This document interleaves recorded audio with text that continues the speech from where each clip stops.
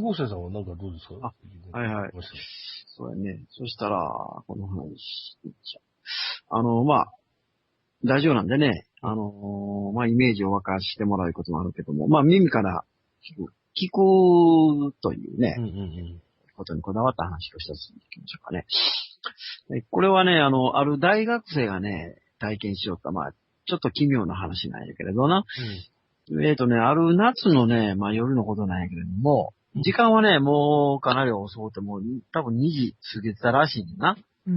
で、その彼は音楽サークルに入っとったんや。で、そういうサークルに入ってるんでね、練習に使うそのキーボード、結構大きいやつな、カシオのね。それをキャリングケースいうやつに入れてね。で、それを肩に担いで、駅から、急いで歩いてたわけですよ、家に向かってね。で家まではね、駅から結構距離があるらしいんでな。で、一生懸命歩くんやけども、キーボードってあれ結構やっぱり重いので、重いでしょうね。担いでたらな。やっぱりこう、だんだん汗だくになって夏やし。必死になって汗だくになって歩いててんな。で、そのキーボードというのは、電池式になっててね。で、電池で音源が入って、音が鳴るようになってて、で、歩くときはその電源スイッチがある方を上にして背負ってんねんな。というのは、電源スイッチがね、下になってしまうたら、その他の荷物も入れてるんでね。それがこう、電源スイッチに触れてこう、動くんでね。歩くと。たまにその電源が入って、その急に大きな音が鳴ったりすることがあるので、それをなくすために電源スイッチが絶対こう触れないように上に向けて、そうやねんな。で、その、とことその深夜の日曜やね、急いで、家まであと、10分ぐらいというあたりに、来たわけですわ。だからね、そこには、その、お寺があんねんな。お寺が。古いお寺がね。で、そのあたりというのはもう、道もその、かなり細くなっていてて、で、その手入れもされてないような、うっそうとしたその竹林がね、周りにあったりして、で、その竹林のずっと奥の方にチラチラとその古い墓地が見えてるんですわ。そういう環境のところでね。だから、昼間でもね、なんか陰気な感じがして、その通りを歩くと、なんかゾクッとするような、寒気が走るような、そういう場所だったらしいんだけどな。で、彼が歩いてるのは、その、牛蜜時と言われるぐらいの時間。で、あたりはその街灯もないし、ほとんどその真っ暗な、一本道やったわけですよ。で、彼はね、もう気持ち悪いなと思いながらも、そのお寺の前に差し掛かった時、やないけれどもね、一っ子一人いてない、寂しいその道でね、起きてはならん、起きるはずのないことが起きてしまった。何が起きたか言うと、いきなり彼の背負ってるキーボードの入った袋ね、その後ろから誰かがケースの中にスーッと手を突っ込んできよった。で、ガサガサっていう風に、背中のケースの中を誰かの手が探っている感触が、背負っている背中越しにはっきりとこう伝わってくるわけですよ。これはありえないこと。で、キーボードっていうのは、密閉されたケースの中に入っていてね、でジッパーでその上下に開け閉めするようになってるわけなんです。でつまりそのジッパーの金具は、ケースのそのちょうど真ん中に来てて、それが、なおさらその背中に密着してるわけやねんな。だから、誰にも気づかれんとそのジッパー開けるなんてね、ゲートは絶対に不可能なわけです。やだな、それ。つまりその手というのは、外からケースの布地を通り抜けて突っ込まれたとしか考えようがないわけ。で、感触ではね、一緒にそのキーボードの横に入れてあるいろんなもの入れてあるんだけど、それがなんかぐしゃぐしゃとこう、されているような、そういう乾いた音も聞こえてくるらしいねんな、背中からな。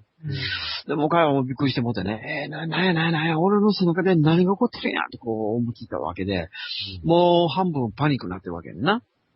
だけどもう怖いから、その後ろを振り返ってみるような勇気なんかもう全然ないわけやねんね。トランしようかなと思ってた時に、カチッという乾いた音がしよったんです。で、その音というのは、間違いなく背中のキーボードの電源が入る音だったんです。そしたら、パーボーピーポーパーボーピーポーパーボーっていうような、その脇腹でね、鍵盤が押されてしまう感じで、そのデタラメな不協和音が大音響で響いたわけなんだよな。で、うわーっていうことで、もうとにかく彼はもうパニックになって驚いて、もう背中でキーボードがもう大音響でなってるんやけども、もうそんなこと知ったことやないわ、いうまま全力でダッシュしたわけやね。背負ったまま。でとにかくもうこの恐ろしい場所からなんとか逃げなあかんと思ったらしいけども、で、まあ、2、300メートルほどもう必死でダッシュして、やっとその街灯の数がもうポンポンポンと増えてくる場所に来てね。で、やっとそこでもうほっとして彼は背中のケースを下ろしたんですね。で、そーっとジッパーを開けてケースの中を見て、彼は改めて鳥肌が立ったっちゅうんや。で、そこに見たのは、入るはずのない電源ランプが赤く点灯してて、で、その横に、下の方にあった楽譜とかが、もう、ぐしゃぐしゃに握りつぶされてた、という、そういう話ですよ。不思議だね。そう。でも、どういうこということやないけどな。だから、急にそんなことが起こって、その場所で、気持ち悪い場所ではあったんやけども、急に夜に限ってそういうことが起こって、電源が入るはずのない電源が入ってというようなことが起きてしまったという。別に何かにたたられてるというようなこともないし、彼が霊感が強いということもないしね。たまたまお寺がすぐそばにあったということぐらいが、まあ因果関係が、まああるのかないのかというような、そういう感じやのかな。なんか子供の存在を感じるね。いたずらね。いたずらね。そんな感じもあるよな。通りすがりの脅かし屋さんみたいな。ねえ。そう。そうやね。本当に政治性も減ったくれも何もないもんね。そう。そうやね。何が怖かったって、途中でいきなり始まった農国生さんの音の擬音が非常に怖かった。擬音。パーポーピーポー。未知の遭遇かなと思った。同じですね。映画よかったな。俺大好きあれ。ね。それはもうずっと後世に残る名作ですね。永遠の名作やね、あれはね。どんどん特別編ができてきてね。そうや。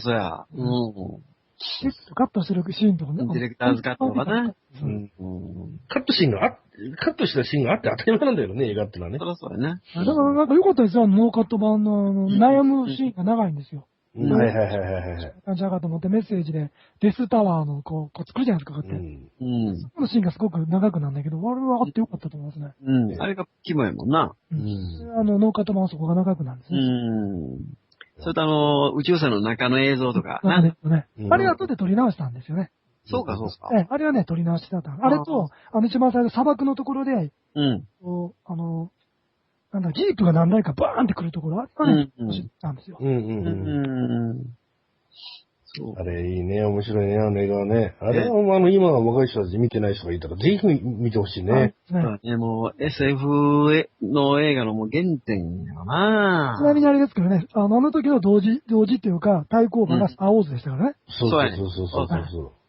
二つに分かれてな、スターウォーズとその遭遇と分かれてな。なんですよ。で、あれでしょなんかこの未知の遭遇を作るときに、そのスピルバーグは、アメリカの国からお金が出てたんだ。と言われてるんですよ。そう。あれ、都市伝説みたいに言われてるのが、あれで宇宙人は、なんていうの、平和を望んでるということを、伝えろっていうので、FBI とか CIA とか、いろんなところからあれを受けて、アメリカから金をもらって作ったっていう話を。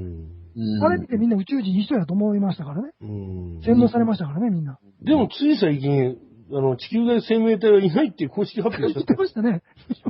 どういうことなんですかね、ついにね、いないと。言っちゃったね、とうとう。言っちゃいましたね。今まで調べて、あれでは絶対、今のところないと。そんなわけないのにな。それはちょっと唐突すぎるよな。ちょっと無理があるよね、いくらなんでもね。